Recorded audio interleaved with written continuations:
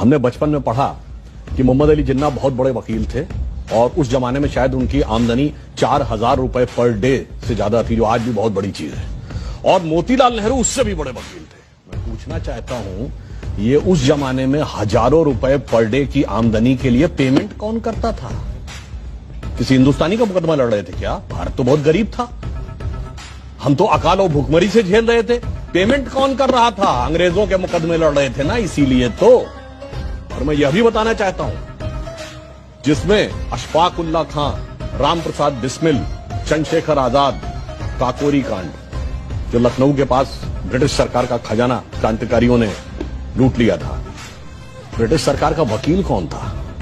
JN मुल्ला, जगत नारायण मुल्ला, कांग्रेस के नेता खड़े थे ब्रिटिश सरकार की तरफ से कि इनको फीस कौन दे रहा था? उनको सरकारी वकील थे ना, तो सरकार से ही तो फीस ले रहे होंगे। अब मैं एक दो फैक्चुअल बात कहता हूं, वो तो विषय अभी सावरकर जी का माहुरकर जी बताएंगे।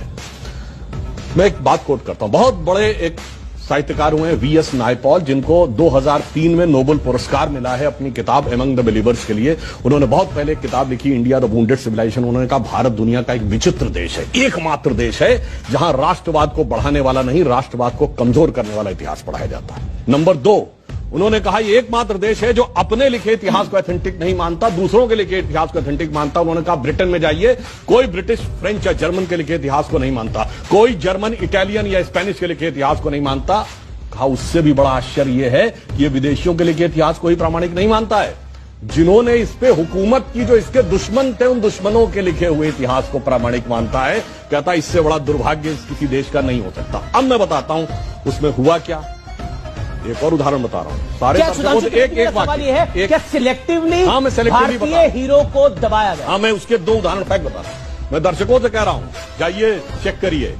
एक KGB के जासूस था जिसका नाम था यूरी बेजनेव, जो भारत में पत्रकार बनकर 70 के दशक में रहता था। उसके संस्मरण पढ़िए। उसने लिखा, हमें एजेंडा दिया गया था कि भारत की संस्कृति को कैसे तबाह करना है और उसके लिए हम क्या क्या कर रहे थे। जो बात इन्होंने कहा कि नूरुल हसन साहब बने तो उसके बाद क्या हुआ, वो छोड़िए। अब मैं एक उदाहरण बताता हूं। महमूद गजनी ने सोमनाथ का मंदिर तोड़ा। जवाहरलाल नेहरू ने डिस्कवरी ऑफ इंडिया में पेज नंबर 235 पे यह लिखा कि वो तो एक योद्धा था, उसका धर्म से कोई लेना देना नहीं था, उसने जो लूटपाट की है वो अपने किंगडम को इनरिच करने के लिए की है।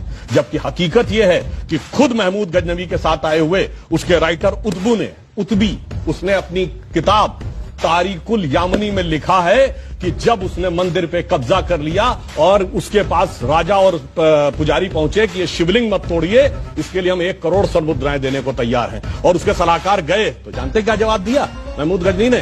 कि मैं तोड़ूंगा जरूर, इसलिए कि कयामत के दिन मैं बुत फरोश के रूप में जाना जाऊं, बुत शिकन के रूप में जाना जाऊं, बुत फरोश के रूप में। यानी नहीं बना पढ़ाई जाती, यानी ट्रेवल, यानी मैं एक बुत फरोश का मतलब हुआ कि जो मूर्तियों के साथ बिजनेस कर रहा हो, उसके लिए नहीं, मूर्ति को तोड़ने। फिल्में हम लोग देखते हैं, युवा पीढ़ी को प्यार मोहब्बत की बातों में बड़ा आनंद आता है। एक लाइन और कह दूं तो, प्यार मोहब्बत की बात हो तो क्या नाम याद आते हैं? शाहजहां, नूरजहां, जोधा अकबर, सलीम अनारकली, शीरी फरहाद, लैला मजनू, यही पढ़ाया गया ना।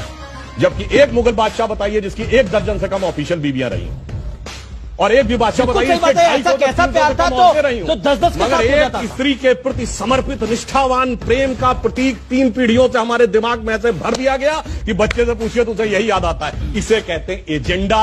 और एजेंडा सिर्फ एक तरफ नहीं था। इंडिया गेट के सर्किल पे घूम जाइए, बाबर रोड, हुमायूं रोड, अकबर, वो सब तो अलग है। आपको मान सिंह रोड भी मिल जाएगी, मगर राणा प्रताप रोड नहीं मिलेगी।